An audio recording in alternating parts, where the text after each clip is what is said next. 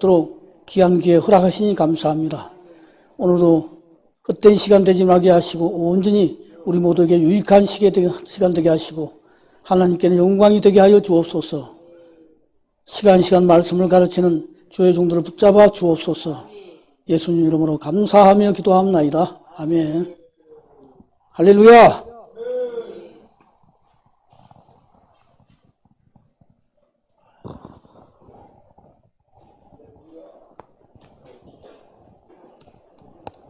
찬송?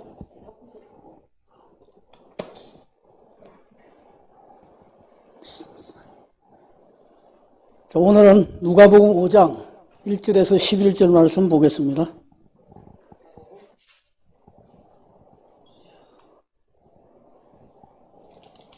누가복음 5장 1절에서 11절 말씀.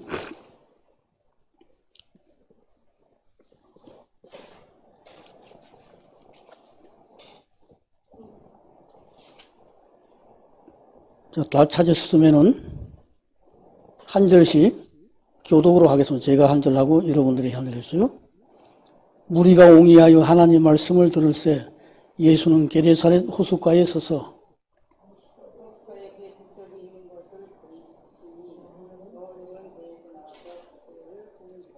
예수께서 한 배에 오르시니 그 배는 시몬의 배라. 육지에서 조금 뛰기를 청하시고 앉아서 배에서 무리를 가르치시더니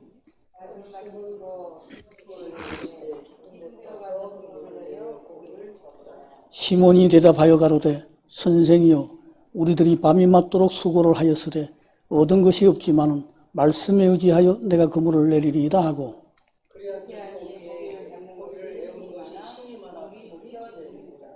이에 다른 배에 있는 동물을 손짓하여 와서 도와달라 하니 저희가 와서 두 배의 체험에 잠기게 되었더라.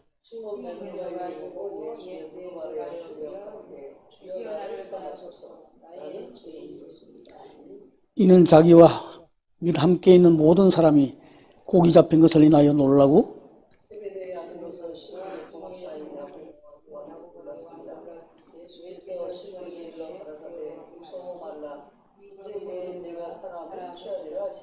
같이 하겠습니다. 저희가 베드로를 육지에 대고 모든 것을 버려두고 예수를 쫓으니라. 아멘. 오늘은 우리 귀한 교수님들이 좋은 말씀을 많이 주시기 때문에 저는 가능하면은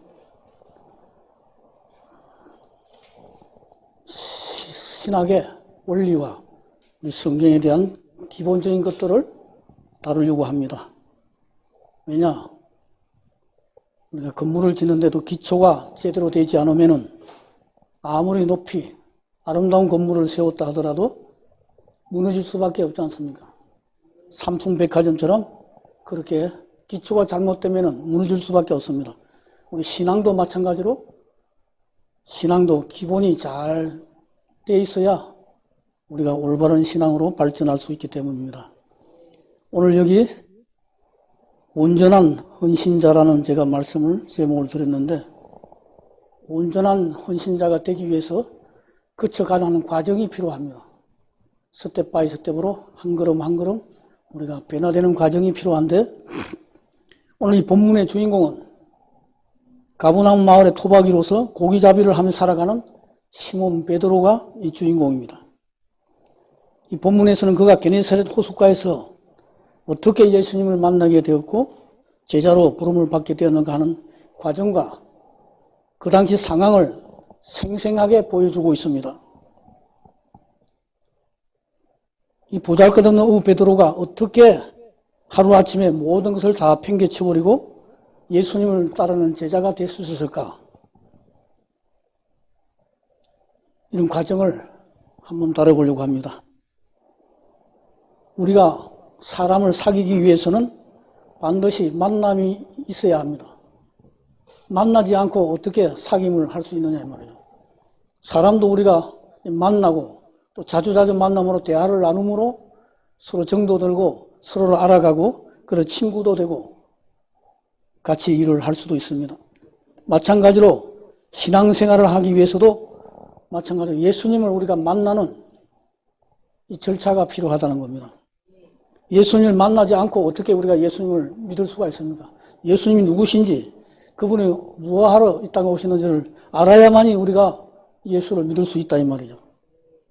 그리고 관계가 발전될 수 있고 신앙이, 우리의 믿음이 성장할 수가 있습니다.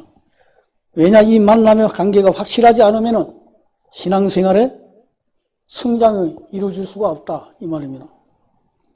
오늘 이 본문의 이 만남은 우연한 만남이 아니라 우리 하나님께서 보면은 신적 작정에 의해서 이루어졌다 하면, 우리 신학적으로는 신적 작정이라고 그럽니다. 우리 편에서는 아무런 약속도 없었는데 어느 날 갑자기 예수님이 찾아왔잖아요, 베드로를.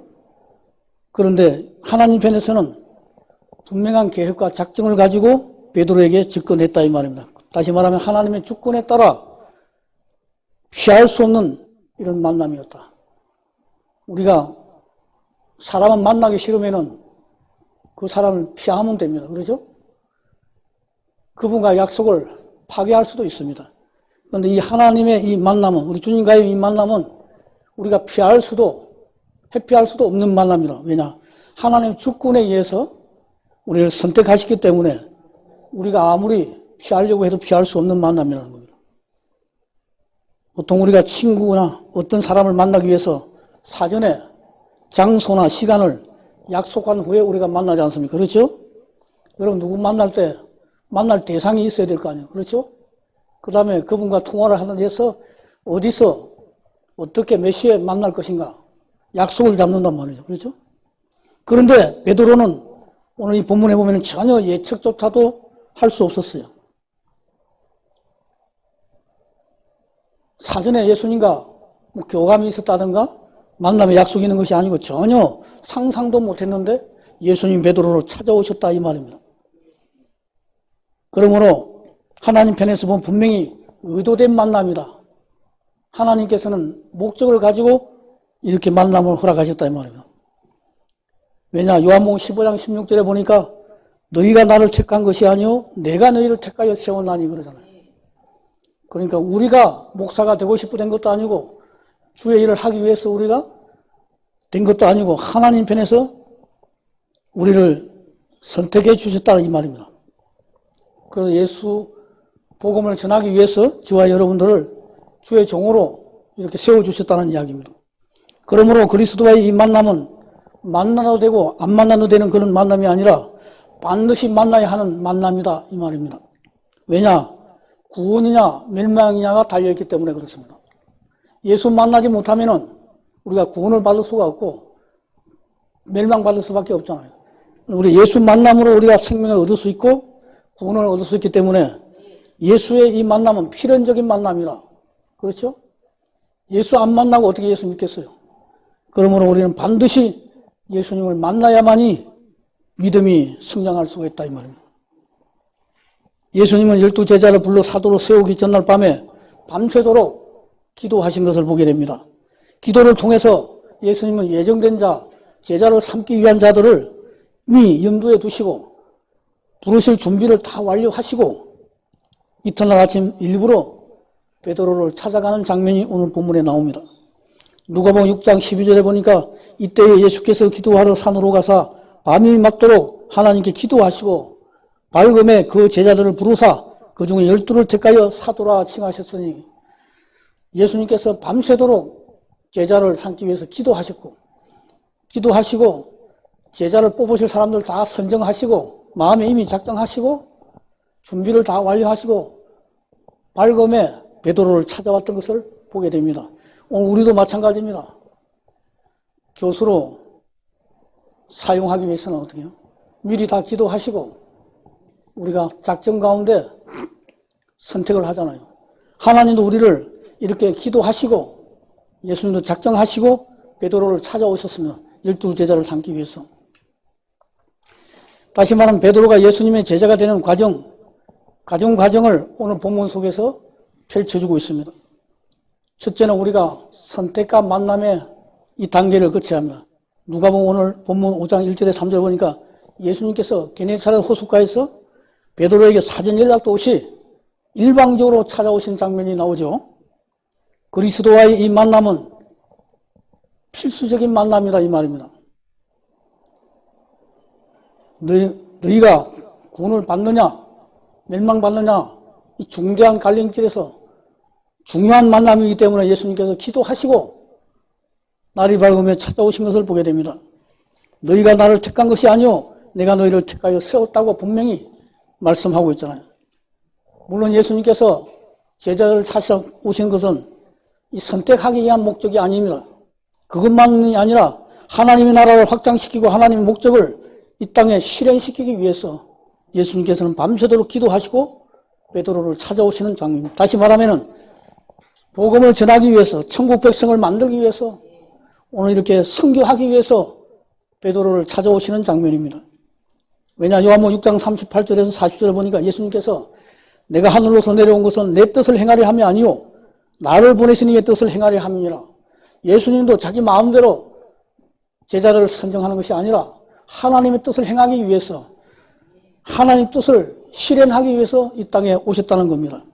그렇다면 오늘날 우리 주의 종들도 자기의 이상을 자기의 꿈을 실현하기 위해서 주의 종이 된 것이 아니다 이 말입니다. 예수님도 하나님 아버지의 뜻을 행하기 위해서 아버지의 뜻을 실현하기 위해서 이 땅에 오셨다는 겁니다. 그렇다면 우리는 더더군다나 하나님의 뜻을 실현하는 도구가 되어야 되잖아요. 어떤 사람들은 뭐 세계적인 주의 종이라고 신문에 광고하기도 불의 종이라도 광고합니다. 전혀 세계적인 말이 안 되는 얘기죠. 하나님의 우리 주님의 종일 뿐이지 우리가 어떻게 안 그렇습니까? 정말 하나님의 뜻을 우리는 실현하기 위한 종이다. 한번 따라하겠습니다. 우리는 주님의 종이다. 하나님의 뜻을 실현하기 위한 주의 종이다. 믿습니까? 예. 오늘 우리는 하나님의 뜻을 시행하기 위해서 실현하기 위해서 주의 종으로 부름받았다는 사실을 반드시 기억해야 할 줄로 믿습니다. 아무리 큰 교회 목사님이라 하더라도 자기가 잘나서 된 것이 아니라 하나님께서 그렇게 불러주시고 사용하시기에 그런 유명한 목사님도 될 수 있다는 겁니다. 그러나 반드시 유명한 목사로 끝나는 것이 아니라 하나님의 뜻을 실현하기 위해서 하나님이 나를 불러주셨다는 사실을 꼭 기억해야 될 줄로 믿습니다. 요한복음 3장 15절 16절에 보니까 이는 저를 믿는 자마다 영생을 얻게 하려 하심이라. 하나님이 세상을 이처럼 사랑하사 독생자를 주셨으니 이는 저를 믿는 자마다 멸망치 않고 영생을 얻게 하려 하심이라고 분명히 말씀하고 있잖아요. 하나님이 독생자를 보내주신 것은 우리를 구원하기 위해서 영생 주시기 위해서 하나님의 뜻을 실현하기 위해서 이 땅에 오셨다고 지금 말씀하고 있습니다. 요한복음 20장 31절에서도 오직 이것을 기록하면 너희로 예수께서 하나님의 아들 그리스도이심을 믿게 하려 함이요 또 너희로 믿고 그 이름을 힘입어 생명을 얻게 하려 함이라고 이 성경을 기록한 목적까지도 분명히 말씀하고 있습니다. 그러면 우리는 반드시 이 예수를 만나야 된다. 예수 만나면 생명이고 만나지 못하면 멸망이라는 사실을 기억해야 된다 이 말입니다. 우리 두 번째는 내 것을 드리는 단계로 발전해야 됩니다. 누가복음 5장 3절에 예수님께서 베드로의 배를 빌려 타시고 내 몸을 있는 곳에 내 마음도 있다고 분명히 말씀했죠. 예수님께서 베드로의 배를 지금 빌려 탔잖아요. 여러분 베드로의 배는 어떤 배입니까? 아마도 베드로의 집이 제사목록 1호고 이 배는 제사목록 2호에 해당될 겁니다. 그렇게 제사목록 2호인데 예수님을 여러 번 만났던 사람도 아니고 처음 봤잖아요. 그런데 처음 온 사람이 예수님께서 베드로의 배를 빌려달라고 할 때 여러분 선뜻 내주겠어요? 자기 재산인데? 그것도 밤새도록 고기 잡으러 갔는데 한 마리도 못 잡고 여러분 만약에 가게를 하는 사람이라 칩시다. 가게 하는데 손님 오늘 많이 왔어. 평소에 5명 오는 사람 10사람 왔다 칩시다. 그럼 기분이 좋아요 안 좋아요? 좋아요. 돈도 벌고 기분도 좋잖아요. 그러니까 밤새도록 잠을 못 자고 일을 해도 피곤하지 않아요. 왜? 돈을 벌었기 때문에. 그런데 손님이 하나도 밤새도록 안 왔어. 그러면 일을 안 했는데도 피곤해요? 안 피곤하죠? 돈을 못 벌었기 때문에. 그렇죠. 마찬가지로 베드로가 밤새도록 고기 잡으러 나갔는데 한 마리도 못 잡았다고 성경이 말하잖아요. 그런데 하루만 그런 게 아니고 오늘도 어제도 그제도 계속해서 지금 한 마리도 못 잡아서 그러니까 지금 기분도 상하고 수입도 없고 베드로 생각에는 야 갈릴리 바다에 고기떼가 다 이제 씨가 말랐는가 보다. 왜냐하면 베드로는 어릴 때부터 고기 잡는데 이력이 난 사람이잖아요. 바닷가에서 늘 살면서. 한 번도 이렇게 헛땅 친 적이 없는데 최근에 계속해서 한 마리도 못 잡는 상황이 돼서. 그러니까 이제 고기 떼가 다 이제 씨가 말랐는가 보다. 직업을 좀 바꿀까? 그런 생각이 아마 안 들었겠어요? 왜냐, 매일 헛땅 치고 온다면 생활하는데 어렵잖아요. 가게 하는데 손님이 계속 없어요. 요즘 코로나 때문에 가게가 안 된다고 소상공인들이 말하죠. 이런 사람들 어떻게 가게 문을 닫아야 되나 말아야 되나 고민을 하게 되잖아요. 베드로도 지금 배를 팔아버리고 다른 직업을 가져볼까? 아마도 그런 생각을 했을 거예요. 그런데 예수님께서 베드로의 배를 빌려달라고 말하잖아요.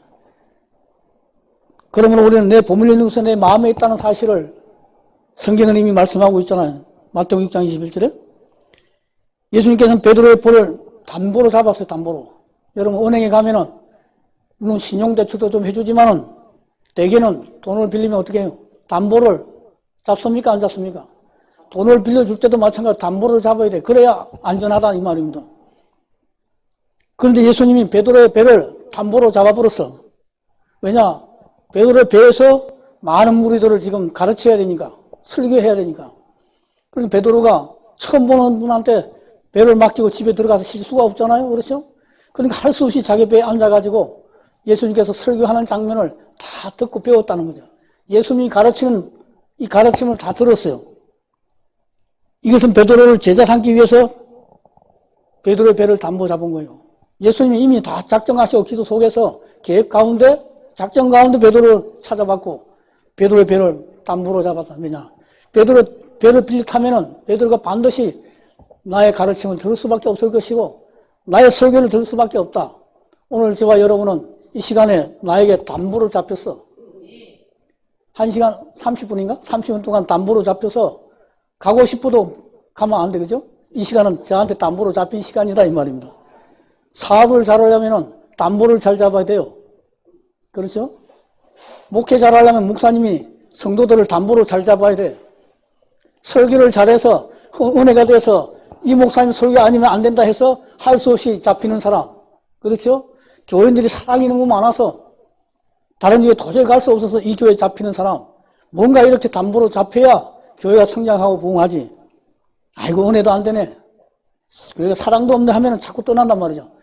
뭔가 사랑으로 성도들끼리 사랑으로 얽으면서 담보로 잡아야 되든지 목사님 설교가 너무너무 은혜스러워서 성도들이 목사님 설교에 담보로 잡히든지 여러 시스템에 의해서 담보로 잡히든지 잡힐 때 그 교회가 성장할 수 있으면 오늘 예수님은 배를 담보 잡았다는 이야기는 다시 말하면 베드로를 담보로 잡았다는 겁니다.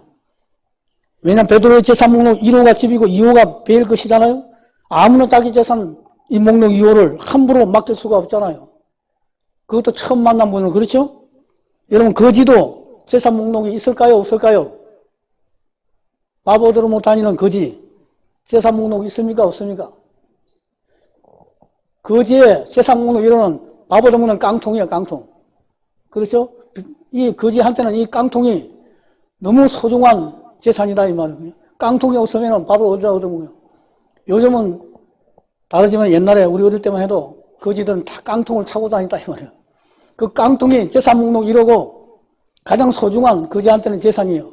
그래서 누가 달라고 해도 깡통을 절대 안 준다는 겁니다. 그런데 베드로는 이 귀한 배를 어떻게 함부로 내주겠어요? 그러므로 우리도 이렇게 담보를 많이 잡아야 목회도 잘한다. 아시겠어요?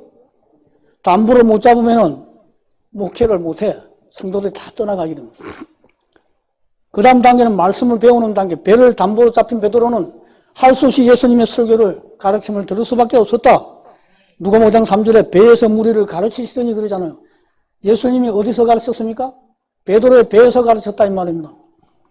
베드로는 자기 배가 예수님께 담보로 잡혀 있으니까 할 수 없이 자기 배에서 예수님의 가르침을 받을 수밖에 없었다. 다시 말하면 설교를 들을 수밖에 없었다.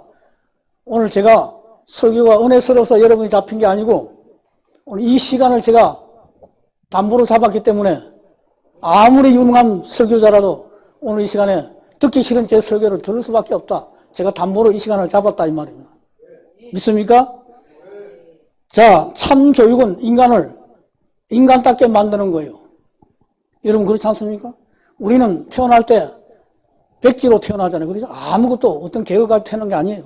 백지로 태어나는데 교육을 통해서 우리가 인격이 성숙해지고 인간다워지고 그런단 말이죠.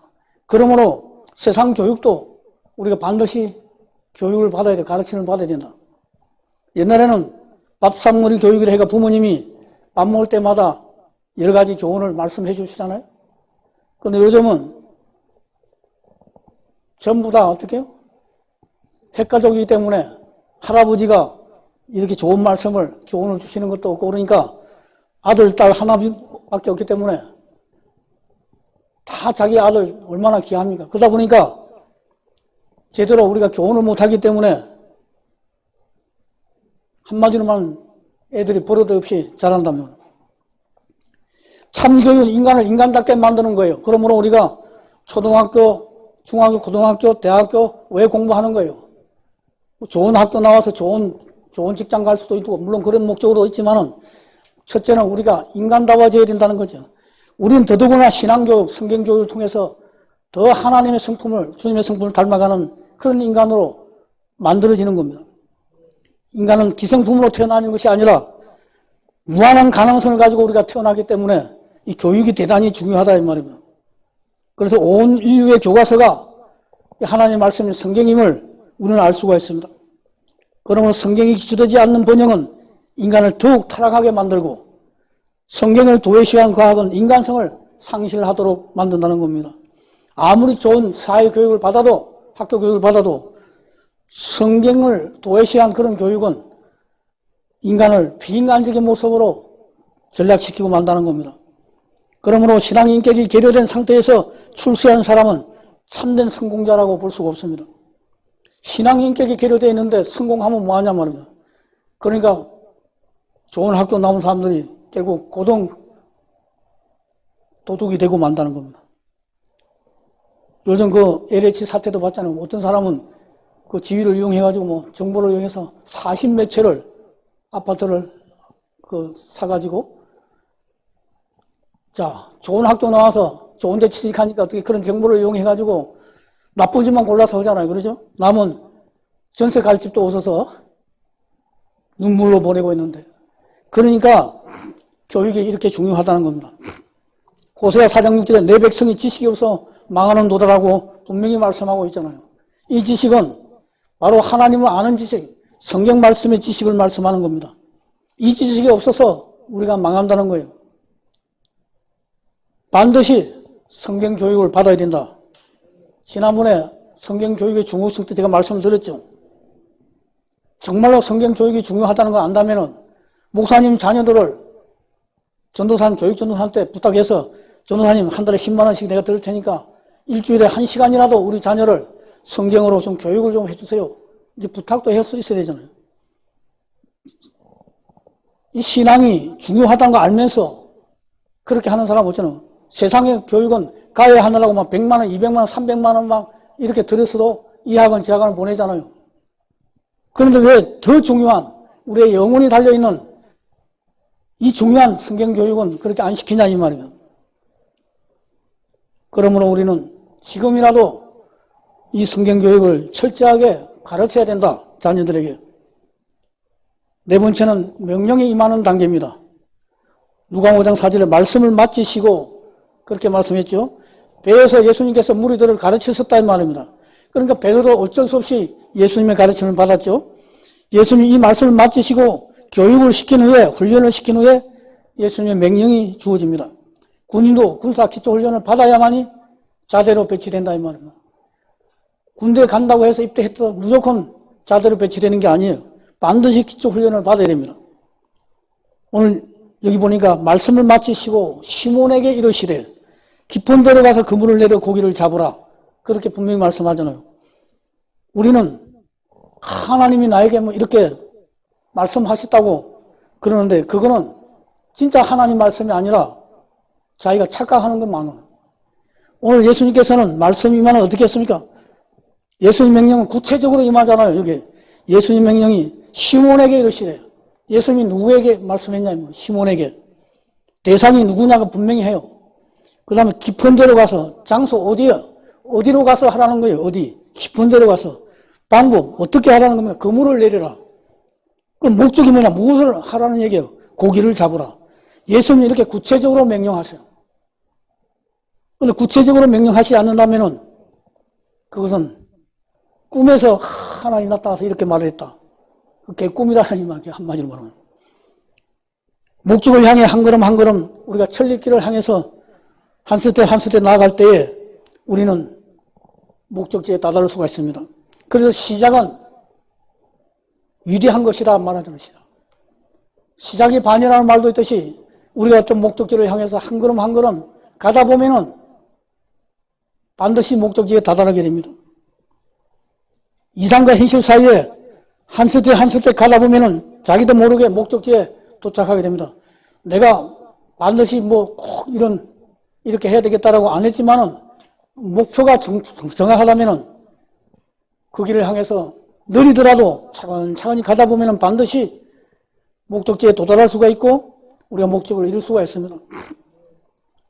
마태복음 16장 27절 인자가 아버지의 영광으로 그 천사들과 함께 오리니 그때 각 사람의 행한 대로 갚으리라. 디도서 1장 16절에도 저희가 하나님을 시인하나 행위로는 부인하니 가증한 자요 복종치 아니하는 자요 모든 선한 일을 버리는 자니라 그렇게 말씀하고 있습니다. 이 성경 역사는 실물 교육장이에요. 이 성경 속에서 하나님이 어떻게 했는가를 다 보여주고 하나님 백성들이 어떻게 할 때 복을 받고 어떻게 할 때 책망을 받고 멸망을 받았는가 실물 교육장에는 다 나와 있습니다. 순종하면 축복이고 불순종하면 저주라는 것을 성경 속에서 우리가 역사 속으로 다 알 수가 있습니다. 그러면 우리는 말씀에 순종하는 사람이고 실현하는 자가 되어야 된다 이 말이에요. 이슬로만 주여지어 한다고 되는 일이 아니다 이 말이에요. 다섯 번째는 기꺼이 우리가 순종하는 단계를 맞이하게 됩니다.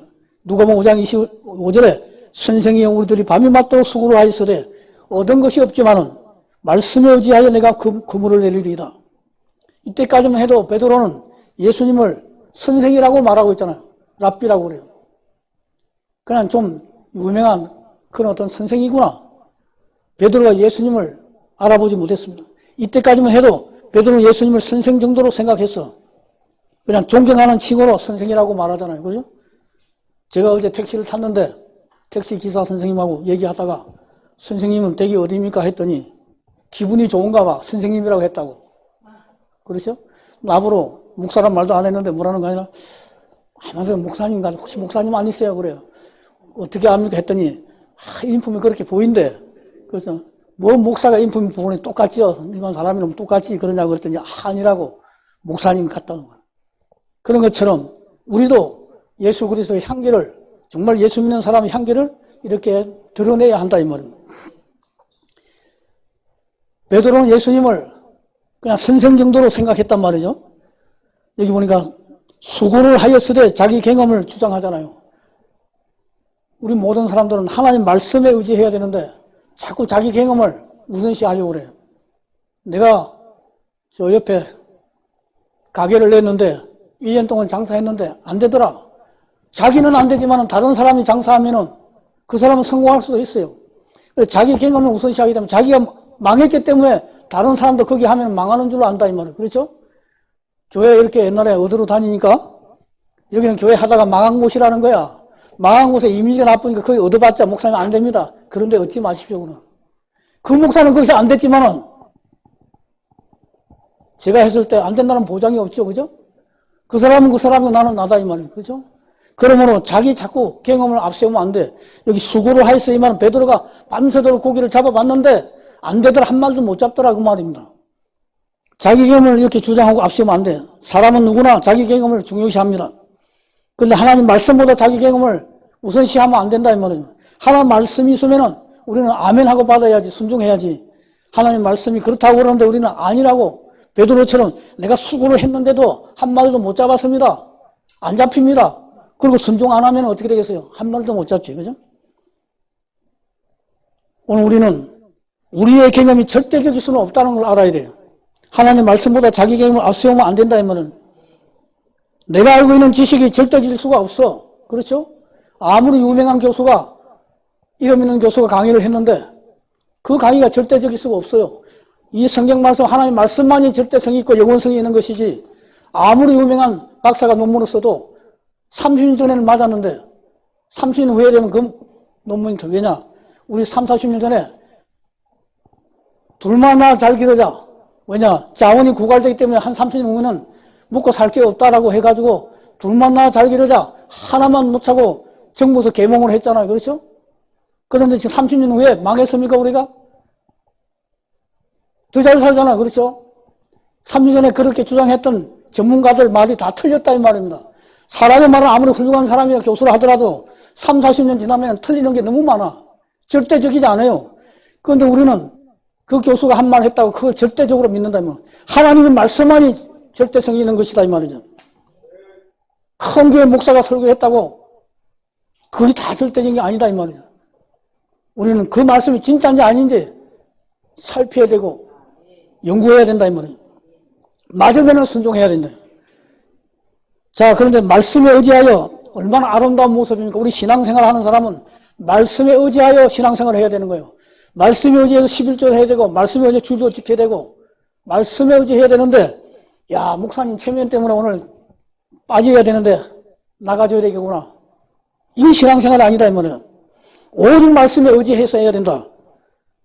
이와 같이 순종 기준이 말씀이어야 한다 이 말입니다. 내 감정 내 뜻보다는 주의 종을 이 말씀의 인도를 받아야 하고 성령의 인도를 받아야 된다. 시간이 또 다 돼버렸네. 오늘 그래서 순종에는 용기가 필요하다는 겁니다. 그러나 믿음으로 순종하면 결과는 하나님이 책임져 주세요. 그런데 이 신앙적 행위, 신앙적 도전에는 도전의 강도에 따라 성령의 능력이 수반한다. 다시 말하면 우리가 큰 도전을 하게 되면은 하나님께 이미 아시고 성령이 더 크게 역사하셔서 그 일을 이루시게 해주신다 이 말입니다. 작은 도전은 하나님께도 적게 역사하시고 그러면 우리가 내 힘으로 할 수 없는 그런 큰 일을 우리가 하게 된다면 어떻게 되겠어요? 기도해야 되잖아요. 내 힘으로 안 되지만 하나님은 할 수 있기 때문에 하나님께 맡기면은 하나님이 책임져 주신다. 제가 지난번에 말씀했죠. 우리 두 아들을 제가 다 망해가지고 오도갈 데가 없어가지고 그리고 또 선교사를 가게 됐는데 학원 보내줄 돈도 없지. 그럼 어떻게 해요? 내가 육신의 부모지만은 학원 보낼 돈도 없지. 우리 아들이 영어 학원 간다고 팜플렛을 가져와가지고 학원 좀 보내달라 그러는데 야 거기 돈도 없다. 그냥 참고서 행한테 보내달라 해가지고 자습해라 그냥 그랬거든요. 그러면 어떻게 해야 돼요? 돈은 없고 하나님 아버지 내가 육신의 두 아들의 아버지지만은 내가 책임질 수 있는 건 아무것도 없습니다. 해줄 수 있는 게 없습니다. 하나님 제가 돈 벌러 온 것도 아니고 선교사로 이렇게 하나님 일하겠다고 왔는데 두 아들을 책임져 달라고 하나님을 맡겨버렸어. 맡겼더니 하나님이 다 책임져 주셔서 장학생으로 졸업하게 되고 우리 큰아들은 LG전자 연구원으로 가가지고 지금 로봇 개발하는 데 있고 우리 작은 아들은 무역회사에서 비행기 타고 세계를 이렇게 나라를 다니잖아요. 제 이름이 원래 이호빈이가 아니고 이치익이에요. 이상하죠? 이치. 독수리 치자 날개 있자. 이사야 3장 보면 어떻게 해요? 독수리 날개 치면 올라간 같이 새 힘을 얻는다 그러잖아요. 제 이름이 우리 아버지가 예수 안 믿는 사람이 동양 철학적으로 이름을 지었어. 차와 차가 충돌해도 살아날 운세를 가진 이름이고 큰 일을 할 이름이라고 그랬어요. 그랬더니 제가 회사에 있을 때도 세계를 비행기 타고 날아다녔는데 또 선교사가 되고 나니까 또 이렇게 날아다녀 독수리처럼. 그래서 하나님께서 책임져 주신다. 하나님 우리 두 자녀를 하나님이 맡아주십시오. 책임져 주십시오 하고 부탁을 드렸더니 하나님이 다 책임져 주셔서 지금은 나름대로 잘 살고 있습니다. 한 30분 더 했으면 좋겠는데 시간 때문에